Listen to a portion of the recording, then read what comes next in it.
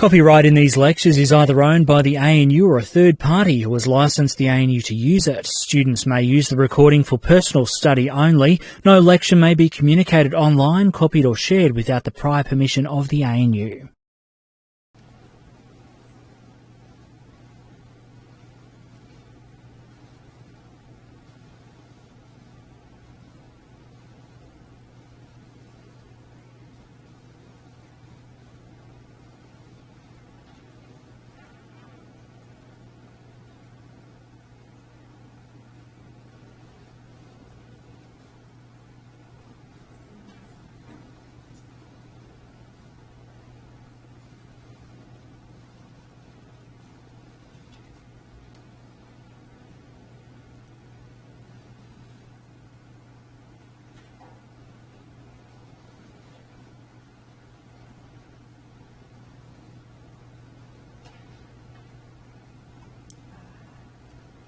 The video I want to show you is not available anymore.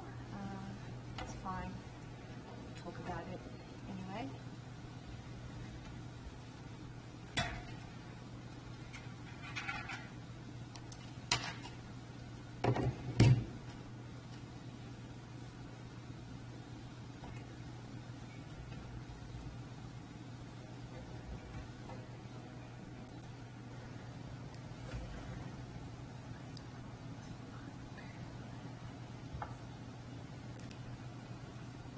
Okay, it should be fine.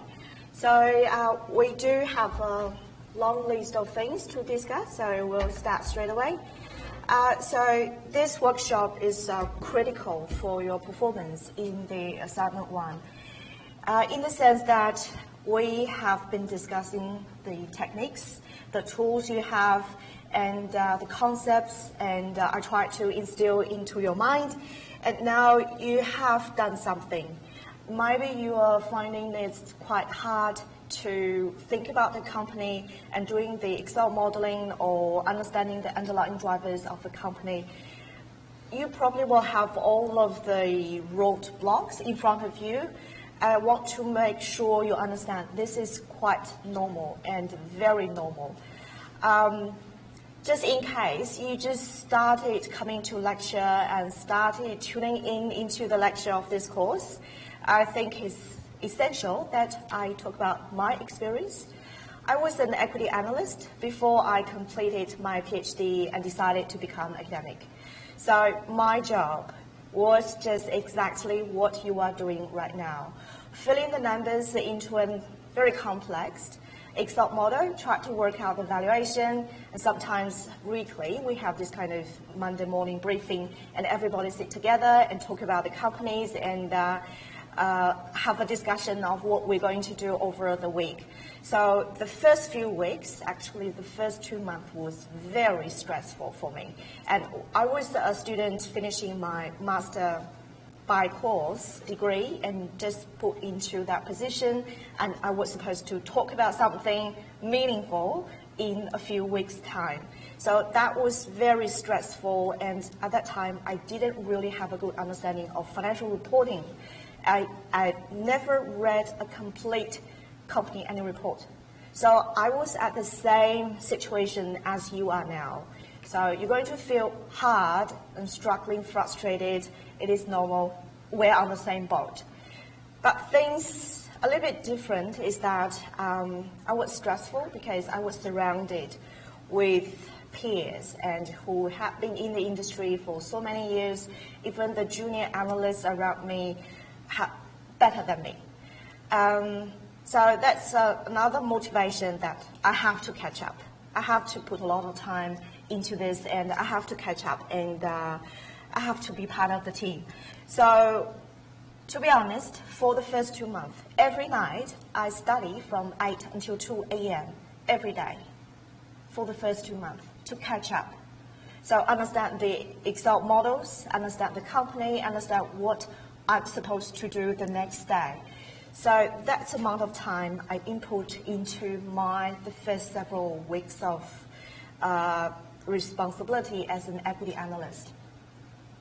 The only thing better for you now is that you can relax, sitting in the theater or sitting at the cafe, just relax and study at your own pace. You don't really have that pressure around you to have to perform, to prove yourself in a few weeks' time.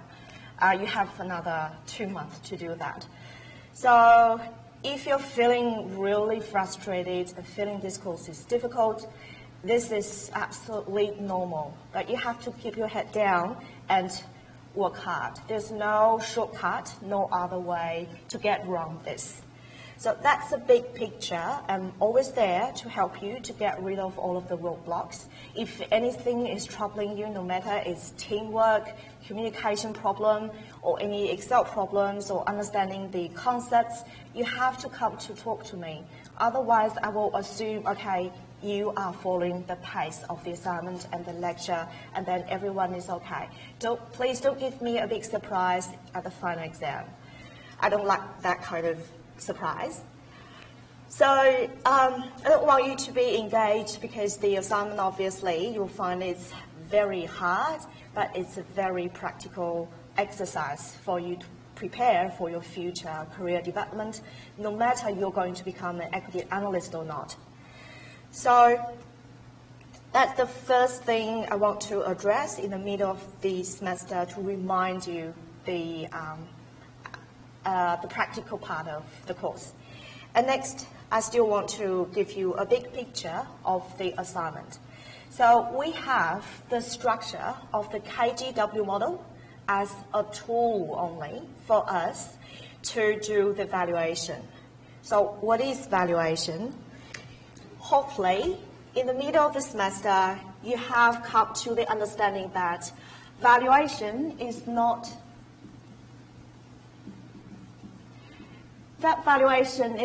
really generating a number, a stock price or intrinsic value for the company. Valuation is actually, it's a whole process that we start from the drivers of the company's revenue, margin, and capital turnover, all of these drivers, and eventually we'll get a per share valuation. But what matters is actually the process of analysis, understanding of the company's business model, understanding the industry structure. Also, in a larger context, understand how the general economic development will fit into the drivers of the company and eventually fit into that number. So KGW model is only a tool for us to do this analysis. But our objective is obviously much more than generating a number, a stock price for Woolies. So remember this. So when you go to do your own valuation, keep this in mind. That will take you the right track. Don't get yourself trapped with like, okay, the historical data is really difficult to enter. I'm really frustrated. I'm trapped in mud. I cannot really get out of there. Think about our objective. We try to understand the business, the industry, and understand the drivers, how the drivers are driving the valuation of the company, not market price, obviously. So it's not really something that you have to come up with a correct number in every single cell of the historical spreadsheet. You have to do your own trade-off, evaluate the benefits and costs of investigating deeper. And also, by end of this week, hopefully all groups should have started forecasting and have some very basic understandings of the drivers. You should start working on the forecast drivers spreadsheet at least by end of this week. If you are quite left behind, I would suggest you split the tasks, the resources within your team into two groups. Like make 1 or 2 people dealing with the historical data. The rest of your resources should be on the driver's forecast. So up to this week 6, I do hope you do have some significant progress of the historical data, and you might be able to generate some charts to show the historical changes of the ROIC, the margin, and some other like working capital ratios, the interest coverage ratios, to understand the company. If you are really tight with the time, I would suggest you go back to filling 5 years of historical data, but focus on the forecasting of the company. That's how we're going to generate a valuation. No matter how accurate, how correct your historical data will be, they are not going into the valuation model anyway, but they do provide invaluable information to understand the business, to understand the driver of the company. So that's the strategy so far if you have a very late start on the assignment. And I do know that a few groups are quite left behind on the progress. So any questions so far? Anything you want to ask? Okay. So next we're going to talk about the drivers. So hopefully I'll give you some hints on how you might start your forecasting model. So last week, workshop, we discussed the drivers, the long-term drivers of the company's revenue, especially its food retailing business segments. About 60% of the revenue is provided by the food retailing, but you have to put yourself in the shoes of the managers of the other business units to identify the drivers of liquor, hotel, and Big W. And these drivers are quite different from food retailing. So this week, I'm still going to use food retailing as an example to help you to understand the drivers, other drivers other than the revenue drivers. So with the valuation, we do have understanding that, okay, from the textbook, at least we understand the drivers of the valuation in the mathematical form. Mathematical form will be revenue,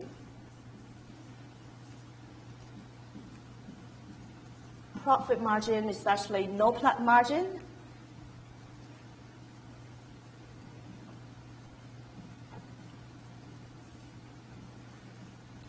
capital turnover, and also the spread of ROIC.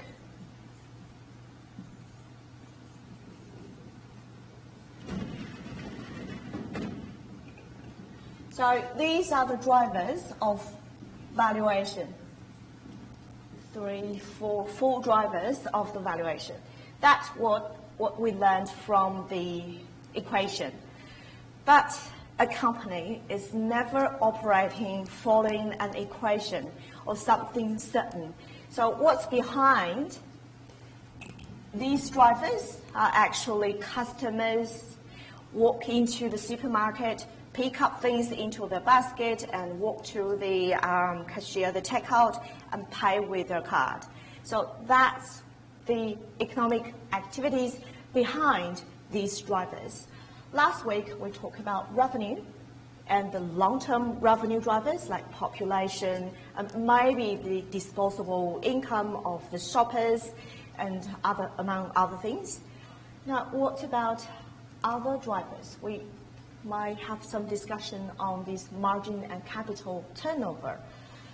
So obviously, margin, that's the markup the company will charge the customers based on the cost of goods sold. So if they purchase 1 liter of milk from farmers for $1, and in the supermarket, it's sold for $1.20.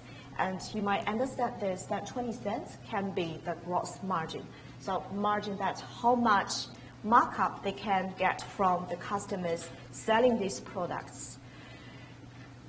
For that driver, for the margin, I like to use the Porter's framework. So the Porter's framework, we got 5 sources that the company Woolworths, we have competitors,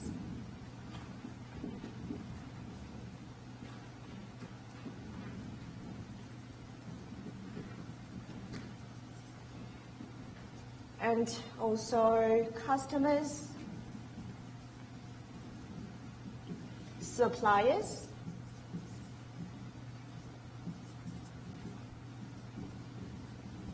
and substitute. So on 5 dimensions, we have all of these forces are playing a part to decide the margin of Woolworths. So for any other drivers, you may still use the Porter's framework. So now we're going to just use margin as an example to show you how we conduct this kind of analysis. So with Woolworths, from the dimension of competitors, we got to gauge how strongly Woolworths can compete in the food retailing industry with other major supermarket chains that provide packaged food and fresh food, like Coles, IGA, and Aldi, even Costco. So relative to Coles and Woolworths, Aldi and Costco are quite small in the packaged food segments. So we got to decide, okay, does Woolworths have a very strong competitive advantage relative to the other players in the market? If we have a gauge of very strong, that's extremely strong competitive advantage, and that's a strength that they may rely on to push for higher margin. If, for instance, right now, Coles and Woolworths account for about 7% of the packaged food market share. And what if Woolworths alone account for 70% of the packaged food market share? Obviously, that will be extremely strong competitive advantage in the market because they can negotiate, excuse me, a much better term with the suppliers, and they can purchase in a larger scale and much lower price. So probably that can be a driver of their profit margin. So what's your take of Woolworths' strength in terms of competitive advantage? Are they significantly better in terms of managing the food retail shops? Are they significantly much better to negotiate or generating margin compared with other supermarket chains? What do you think? Are they much better, or maybe the same, or much weaker on this dimension? What's your take? Same, very similar level of competitive advantage. So if you compare Woolworths and Coles, they probably will, in much of these main segments of food retailing, they will share the market share. That's the case, what make Woolworths in the middle in terms of the competitive advantage against the other key player in the industry, Coles. So they are really not strong or weaker, but maybe very similar strength compared with Coles. For the threat of entry, on this dimension, is the company positioned in a very strong position, or medium position, or very weak position that they constantly face new entries into the food retailing industry? What do you think? Maybe medium? Can you talk more about why do you think it's a medium risk? Yes. Yeah, that's an important point. It's so well established, and Australians will love to buy from the established brands, and it's a kind of customer trust, and especially they have the reward program in place, and a lot of people would prefer, okay, I have been shopping with Woolworths, why not just go shopping for the next few years? So in terms of the threat of entry, there is some threat from the newcomers like Aldi. They target the discounted products, but they might have a different portfolio of brands, different products offerings. So there's some threat, but the threat is not immediate or imminent. So I agree that maybe from the dimension of threat of new entries, Woolworths is placed as a medium strength. So I don't want to give you the impression that this is prescribed, this is correct. You can absolutely have your own ideas of how you're going to evaluate the company on all of these dimensions. With customers, does Woolworths have very strong bargaining power with customers to charge a high markup? Not at all. I'd like to show you just a paragraph from the latest annual report 2018 in large steps.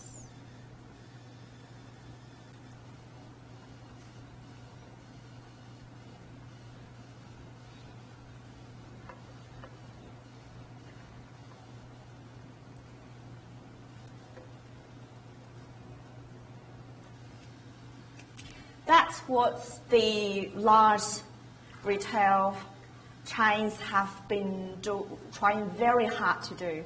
What are they doing? Are they trying to improve the margin, the profit, milk margin by charging higher price? Trying to, no. They are deflating the prices. That means they are constantly trying very hard to drop their price. And you should have been watching the Coles campaign of price drop almost every day.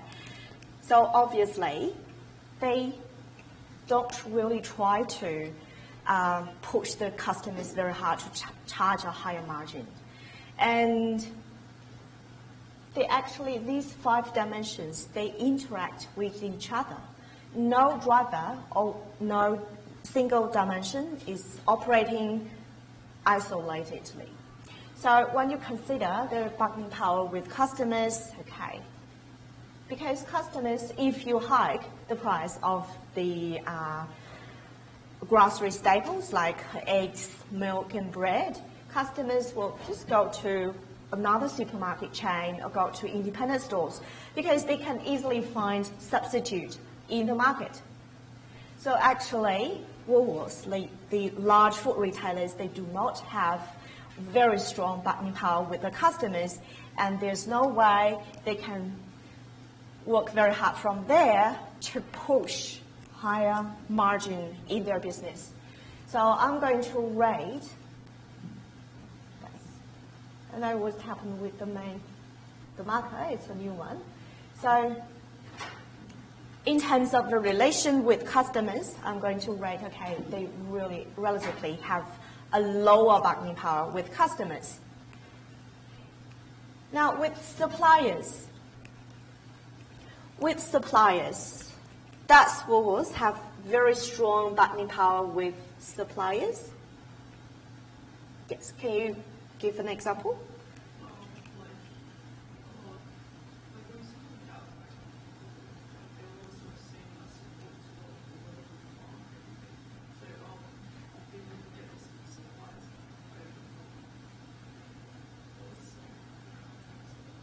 Are you talking about the dollar per litre milk campaign? Yes. Actually, they are the 2 large supermarket chains have been buying milk from the dairy farmers at a very low margin for the farmers. And just not very long time ago, I read the news that the farmers, when they sell 1 litre of milk to Coles or Woolworths, they can only make up to 30 cents of profit, 1 litre of milk.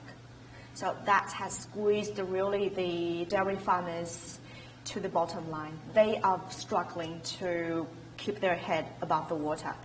So, and if you go to do effective research of the milk campaign by Woolworths and Coles, their home brand products, you will find the news coverage that there have been a lot of criticism from the public, not just from the dairy industry of the large supermarket chains, bargaining power. And Coles has started a campaign to put some of their profit back into the dairy industry in Australia to help them survive. Together, Woolworths and Coles almost destroyed the milk industry in Australia.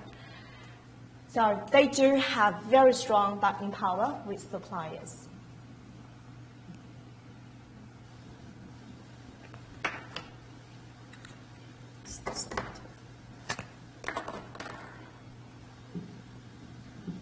Marginally better. So just in case you have not checked out anything from Factiva, from the library homepage, you go to the e-resources and databases, go to F, and you will have Factiva. The first one is Factiva. It's a very dedicated business news. And here you got very strong search engine, and you might define the news you want to read about.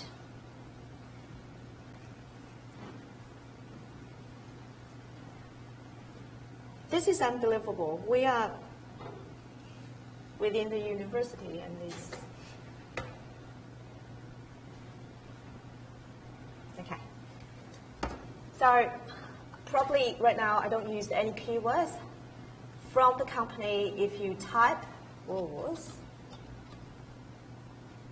you'll have a list of companies with the name containing Woolworths.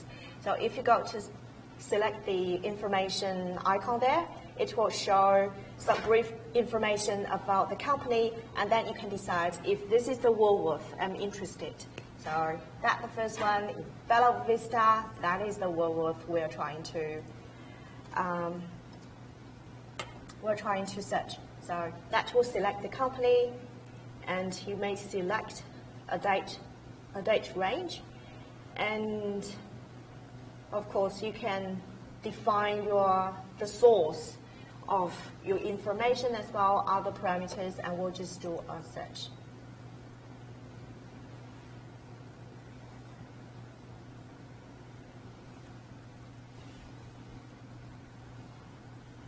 Okay. Then you're going to have a list of business news covered by all media around the world. So you can have a scan of the title and find the stories that you are interested in. So that's how you may get information about Woolworths, what happened to the company, and especially with its different business units. Still, with the bargaining power of suppliers, if you go to that Factiva search, you will find tons of news that large suppliers of Woolworths and Coles, they have threatened to withdraw from the shelves of Woolworths and Coles because they squeezed so hard of the suppliers, especially the packaged food companies, although they are multinational companies like Kraft, Heinz, and now they are combined, they were suffering a lot from the pressure from the large supermarket chains in Australia. And they were asked to pay back millions of dollars to compensate some of the profit, some of the operating loss of the large supermarket chains a few years ago. And also, if you don't know that, you know, Coles and Woolworths charge, like Heinz or Kraft, some money to restock their products on the shelf. And if you want to promote a new product, for instance, we used to have the cheesy Vegemite. Now, if you want to promote a new product like cheesy baked beans by Heinz, okay, you're going to pay for it to have that stack of craters and boxes just at the end of the aisles to promote your products. You pay for that, and you pay for the employees of Woolworths or Coles to restock the products. And also, if you think about your shopping experience, when you face a shelf from this height to the bottom, and they charge different price for where you're going to display your products. So for Heinz, if you're going to display your baked beans at this level, that's the most convenient level for shoppers. They charge you more fees. And if you're okay, we're going to put your products at the bottom. So that's how the large supermarket chains squeeze and utilize, take advantage of the bargaining power with suppliers. The suppliers suffer a lot. So they're going to have very strong bargaining power with the suppliers of the products. With substitute, what about the threat of substitute in terms of its margin? Is it a weak, medium, or very strong dimension they can push hard to improve their profit margin? Like a high risk of substitution? Yes, very high risk of substitution, or they're going to find it's really hard to push to improve their profit margin from that dimension, because whenever they move something, the price, and customers will walk away. Now we have some analysis of the competitive position of Woolworths in terms of driving its profit margin like this. So that's how we're going to utilize the Porter's framework to understand the business of the company, of its food retailing business segments. And now you got to go back, have a look at the margin of the company in the past several years, especially recent 5 years. Can you explain its performance in terms of profit margin using this? Now, that's what we can observe from the history going forward. Is the company positioned in a similar way or maybe different?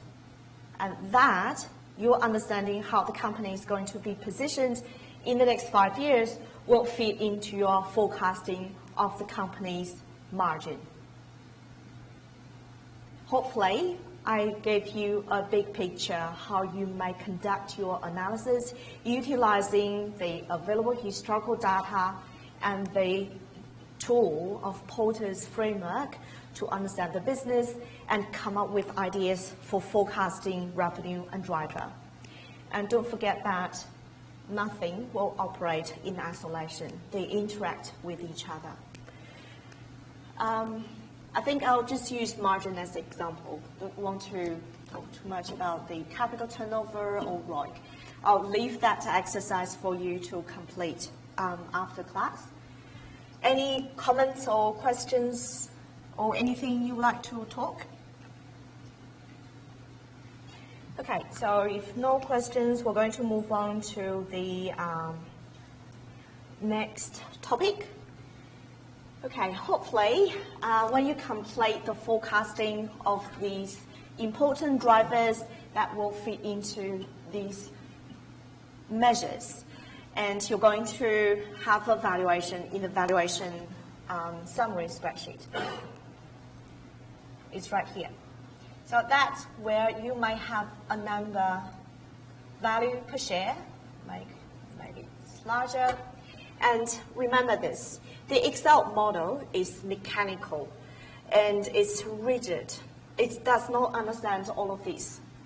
The model doesn't understand all of the drivers and the industry dynamics.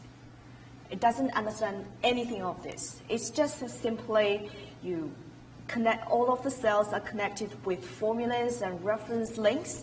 It's mechanical. So you got to do some reconciliation of your own valuation model and do some model diagnosis. So how we're going to do this? At least from the valuation spreadsheet, when you complete the very advanced stage of your assignment, you should have a look at the contributing value as a percentage of the total operating value. So if you're familiar with the framework of the KGW model, you understand that we have explicit, detailed forecasting for the next 5 years and key driver forecast for the next 10 years. So we have 15 years of forecasting altogether. But for everything that may happen after 15 years, all of these years, we're going to use a continuing value. And if you scroll down to the bottom of the forecast drivers, that's the section you're going to forecast the continuing value. So we're going to be conservative, just assume that after 15 years, the company can only generate a level of ROIC that's equal to its weighted average cost of capital. So no additional value will be created for shareholders, no matter how much they make investment after 15 years. And you're going to fill in the parameters required here, like the growth rate, to forecast a value, continuing value. And from the value of operations, all of these years are forecasted value created based on your explicit and key driver forecast. But the continuing value, that's only based on a few parameters. It's essential that you have a look at the percentage of the continuing value of your total operating value. Why it's so important? It has to be in line with this life cycle of the company and the life cycle of the industry. So we have discussed last week that obviously the food retailing industry is a mature industry. There might have some changes within the industry, like the rising of online shopping, and maybe there are some customers shifting from the packaged food to fresh food and even to organic food. That's what Amazon is trying very hard in the US, North American market. But that's a mature industry. Fundamentally, it's still a mature industry. If you're going to see 90% over here, so that means 90% of the company's value will be generated after 15 years. And in other words, you're going to forecast a really promising future, much more positive outlook of the company after 15 years than the coming years. That can be a very alarming signal. So if you're going to see 90%, that's a signal that you either underestimate the value for the next 15 years or over-optimistic of its continuing value. You probably input like a 5% constant indefinite growth rate or something not realistic for the company or for the industry to achieve in very long term. That's one thing you should have a look. And also the difference, the value difference. Currently, the company share price is a little bit below $30. And you might just fill in the high and low price of the company to compare and consider if my valuation is consistent with the current market movement. I'm not trying to let you to produce a valuation that's as closest to the current market value as possible. That's not obviously the objective of the valuation, but it provides a check, a self-check. So if your valuation, for instance, you generate a valuation of $32, and currently the share of Woolworths is about $28. That will be $4 difference and a little bit more than 10% over its current market price. You've got to ask yourself, okay, that market price is determined by millions of investors in Australia and by a lot of professional funds managers, institutional investors like super funds. Do they have better information than me? Do they have better resources than me? And why do they value the company at 28 and I value the company at more than 10% premium? You got to go back, check your forecasting model, check your understanding of the drivers. Are they realistic, reasonable? it's okay that you generate a valuation which is different from the current market price, but you've got to make sure your understanding of the drivers, the competitive position of the company is consistent with the final valuation you generate. If you are extremely negative of the company outlook and is facing threat like coals when it's demerged from Wesfarmers, and it's going to face threat from Aldi. Aldi has been changing as well. I went to Aldi a few times, and my daughter tripped over a cucumber on the floor. Obviously, they are changing their business model. The shops might look nicer, and the offering of products, the choice might be better, and other aspects of your shopping experience of Aldi might be improved. So given this threat, the improvement of the Woolworths competitors, if you are really worrying about its margin, for instance, customers might go to Aldi more, and because obviously price is much lower, and they offer the similar experience and similar level of satisfactory services, and you're going to face a pressure of your margin. And if you build that threat and negative impact from the competitive environment into your model, you will see maybe like very stagnant revenue growth and a drop of margin. And also at the same time, the company may suffer a capital turnover slump, because customers, obviously, you have made your fixed asset investment, the shops are still operating, but customers are buying more from Aldi or from Coles. So you'll suffer from margin, capital turnover, and stagnant revenue.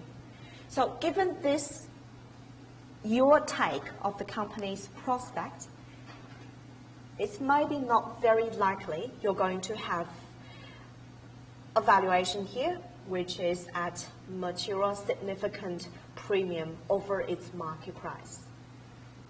So I want you to ask yourself, what's your take of the company's prospect, especially in the next few years?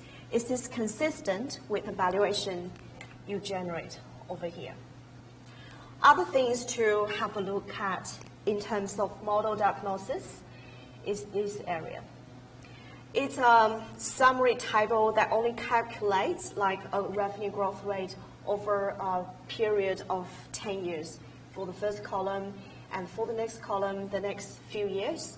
But it's quite important you generate your own graph to show the revenue growth rate over the past years and together with your forecasted revenue growth rate.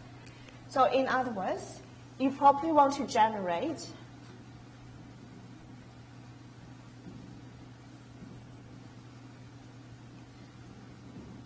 for example, if you're looking at revenue growth rate, you should have something like this, very long term, to plot the historical growth rate and also the forecasted revenue growth rate in the same chart, that you can have a look. Okay, that's what happened to the company in the past, and that line is the forecasted revenue growth rate in my valuation model.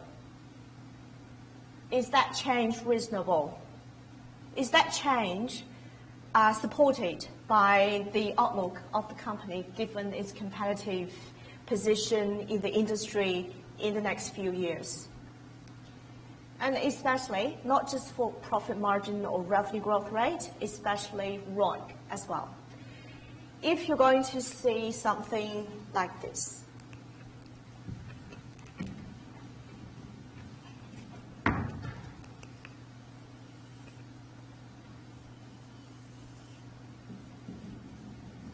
for instance, obviously Woolworths' ROIC is much higher than its counterparts in the US market, or still assume it's well above 10% ROIC. So in the past 10 years, we'll probably will see something like this, and that may be due to some major restructuring efforts of the company in the past few years. After 2018, that's what you forecasted ROIC from your forecasting model. That's your forecast of revenue growth rate, the margin, the capital turnover, the working capital, all of the things will fit into your forecasted ROIC over here. If you observe something like this, like a sudden increase of 20% in the forecasting period, you got to substantiate why the company is in a position to double its ROIC in 12 months or 24 months. You got to look out for these sudden changes. So that's how we're going to use ROIC in model diagnosis. You got to understand the trend from the historical data to your forecasted period, understand the trend, the changes, and also comparison with major competitors, especially Coles. If you find something like this, it's very alarming, given that the industry is a mature industry and it's bargaining power with customers and their bargaining power with suppliers, although it's very strong, but it's limited up to a limit. And they cannot just ask some cash back to compensate what they lost in their operation. So if you see something like this, you have to be very careful. That's for the industry of food retailing and for Woolworths. For other industries, that jump of ROIC can be very possible.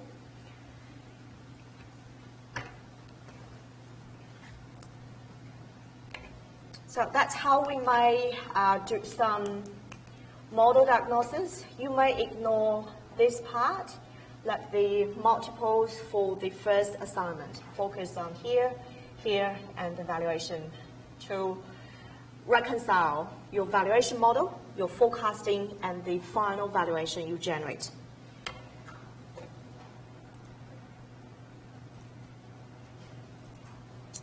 Lastly, I'd like to talk about how you might trace the inherent accounting identity within your KGW model. I still have questions in the past week.